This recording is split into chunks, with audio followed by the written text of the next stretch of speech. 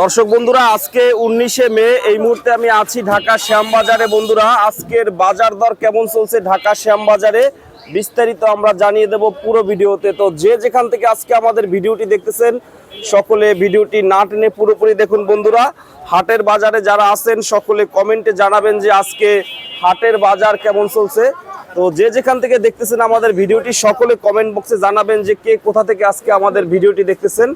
এই মুহূর্তে আমি আছি ঢাকা শ্যামবাজার মেসাস ইসলামিয়া ট্রেডার্সে। বন্ধুরা, তো যে যেখান থেকে দেখতেছেন কমেন্ট বক্সে জানান যে কে কোথা থেকে আমাদের ভিডিওটি দেখতেছেন। আজকের বাজার পুরোপুরি দেখতে অবশ্যই আমাদের ভিডিওটি না টেনে সম্পূর্ণ দেখুন। আজকে 19শে মে। আসসালামু আলাইকুম ভাই। ওয়ালাইকুম আসসালাম ভাই, কেমন আছেন? আলহামদুলিল্লাহ, ভালো আছি ভাই। ভালো আছেন ভাই? আলহামদুলিল্লাহ। তো মে মাসের আজকে 19 তারিখ, 19 তারিখ সকাল এখন 7টা বাজে। তো কি অবস্থা বাজারের? না, আমি এখন তো যাও গতকালকে আজকে বেচা কেনা আর একটু ভালো আছে।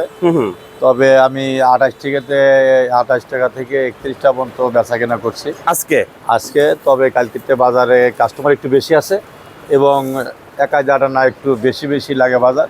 কিন্তু ঈদের আগে 1 টাকা 1.5 টাকা 2 টাকা বাড়তে পারে, এক দিন বলা যায় না। তাও শিওর না। তারপরেও বেচার যদি কাস্টমার আসে তাহলে পারবো, না আসলে নাই। তবে আসলে ঈদের আগে মনে হয় বাজার তো মনে একটা ভালো হবে না। ওই আমি আগের কথাই বলতেছি, 36-35টা বলছিলাম হবে, 2-1 দিন হয়েছে। আর এরকম হওয়ার আশঙ্কা আগে নাই। কিন্তু ঈদের 15-20 দিন পরে 35 থেকে 45টার মধ্যে বাজার হতে পারে আবার, মানে ঈদের 15-20 দিন পরে ওই সময়। আচ্ছা, তো আজকে এখানে দেখতেছি যে পেঁয়াজগুলো আছে, এগুলো তো বিক্রি করছেন? বিক্রি আরো গাড়িতে লোড দিছে, আর তারপর আরো কাটা হইব। এই যে আমদানি কেমন হইতেছে আজকে? আমদানি আসলে আমাদের দোকানের স্বাভাবিক দৈনিকই ভালোই আমদানি হয়, বিক্রিও খারাপ হয় না। তো এখন তো আগের মতন বেচা কেনা নাই।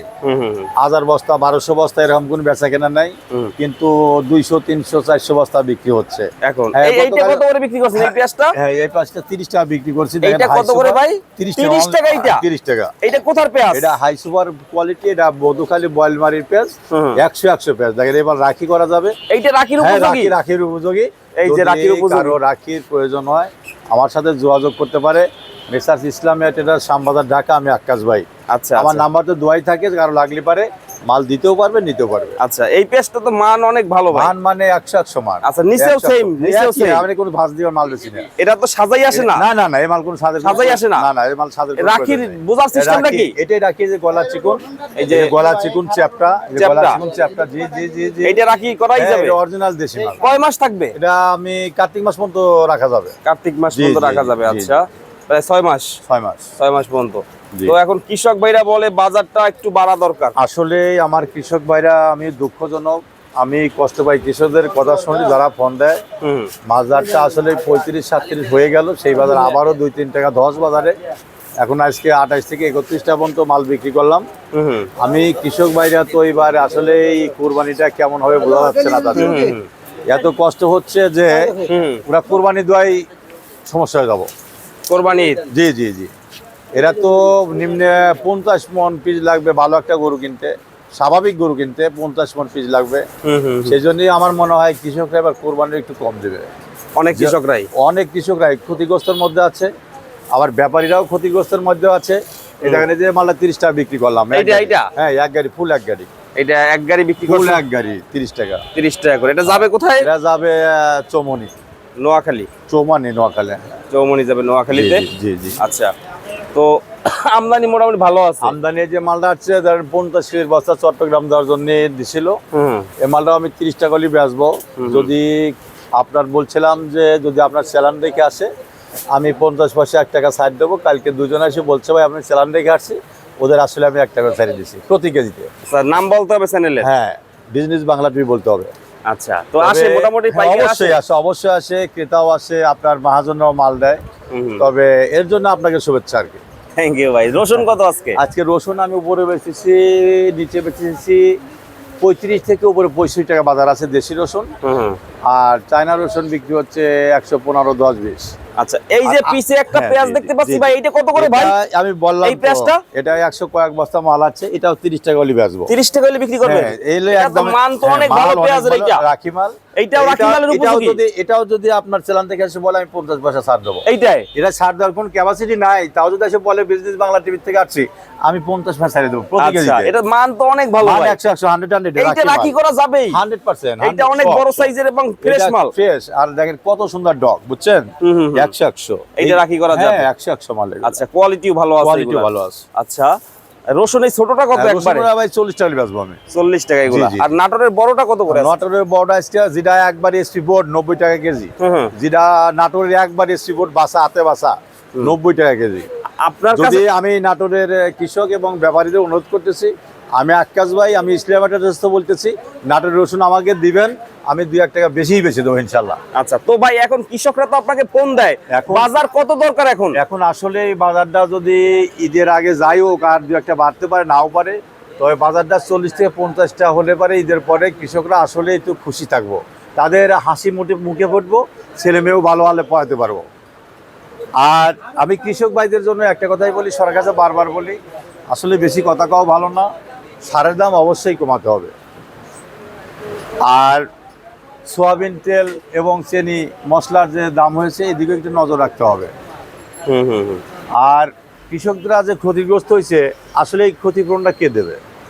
আজ 3 বছর একই রকম অবস্থা, আমার কৃষকের যে ক্ষতিগ্রস্ত হচ্ছে তা ভাষায় বলা যাচ্ছে না। আমার যদি আসলেই সমর্থ থাকতো, আমি এদের পাশে আসলেই যা দাঁড়াতাম। কৃষকের আন্দোলন কিন্তু কঠিন আন্দোলন, এরা আন্দোলন করতেছে না, যদি একবার আন্দোলন শুরু করে দেয় তাহলে ঠেকানো যাবে না।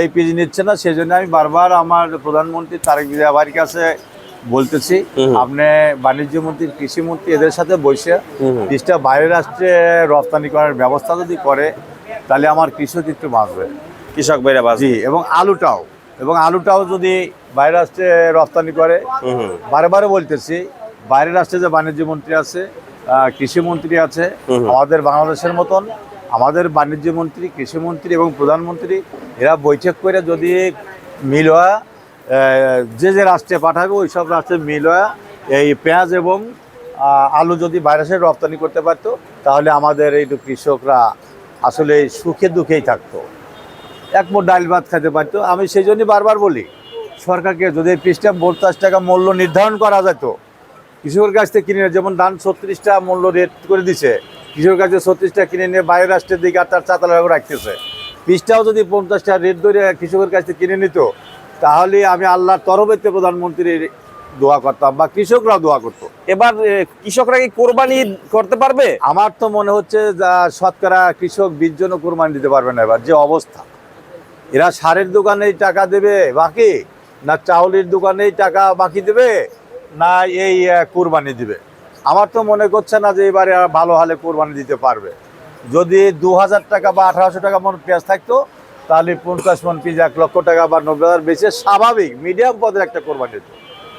এখন যে পিসের দাম, একটা খাসি কিনবে গেলেও 20 থেকে 30,000 টাকা, একটা খাসি কিনবে গেলেও 30 মন পিস বিক্রি করতে হবে। সেই জন্যই কৃষক এবার কোরবানিও কম দিবে।